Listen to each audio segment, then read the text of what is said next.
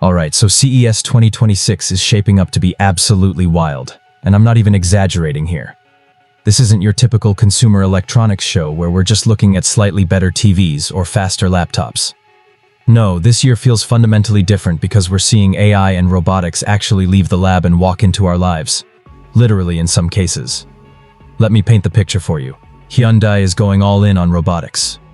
They've got a dedicated media day on January 5th, where they're unveiling their entire AI robotics strategy. And here's the kicker. Boston Dynamics is bringing the new Atlas robot for its first ever public debut. If you've been following robotics at all, you know Atlas has been this engineering marvel for years, doing backflips and parkour in controlled environments.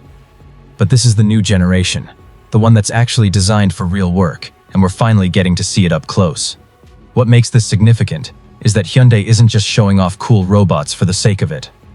They're talking about human-robot collaboration in manufacturing, how these systems fit into actual production lines, and how they're building software-defined factories where robots can be trained, deployed, and updated like you'd update an app on your phone.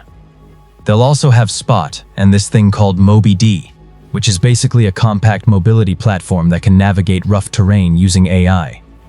It's the kind of stuff that sounds futuristic but is apparently ready to ship. Now, from the factory floor to your living room, LG is showcasing something called Clo ID. And this is where things get really interesting.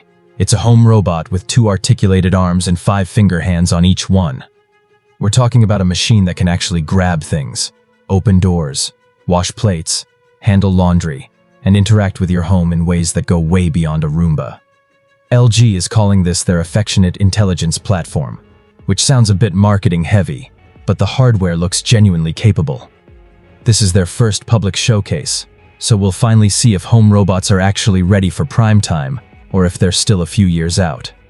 Samsung's taking a different approach with what they're calling an AI living ecosystem.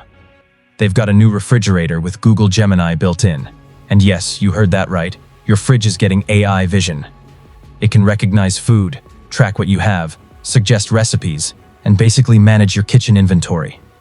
There's also an AI wine cellar that scans bottles and tracks storage conditions, plus a whole lineup of cooking appliances that talk to each other. It's less about one killer product, and more about building a connected home where AI is running in the background, making everything smarter. On the display side, both Samsung and LG are pushing hard. LG is debuting their first micro-LED TVs with panels that can hit 240 Hz refresh rates while keeping full RGB stripe structure. We're talking 75, 86, and 100-inch models. Samsung's expanding their micro-LED lineup as well. These aren't just incremental upgrades. This is display technology that's been cooking in the high-end market finally coming down to consumer level. Then there's Nvidia. Jensen Huang has a keynote scheduled for January 5th, and the official description mentions AI, simulation, autonomy, and physical systems.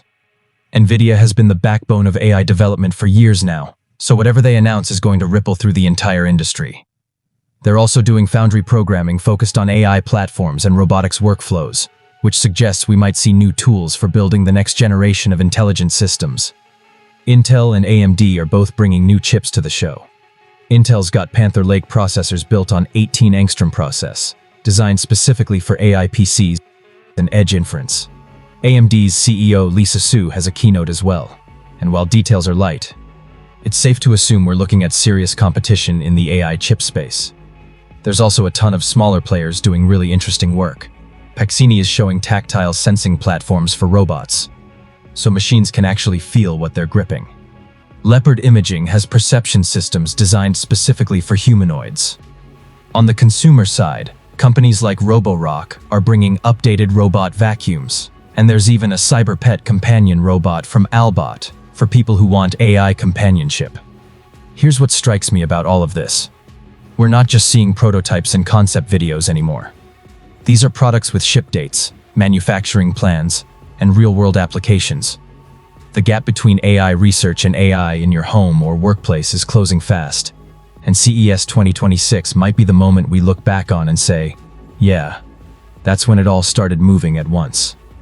And here's the thing. If you found this valuable, someone else in your life needs to see it too. Share this video. Send it to your friends, your family, anyone who cares about where technology is headed. Because this information, it's too important to keep to yourself. Thanks for watching. I'll see you in the next one. And trust me, you're going to want to see what comes next.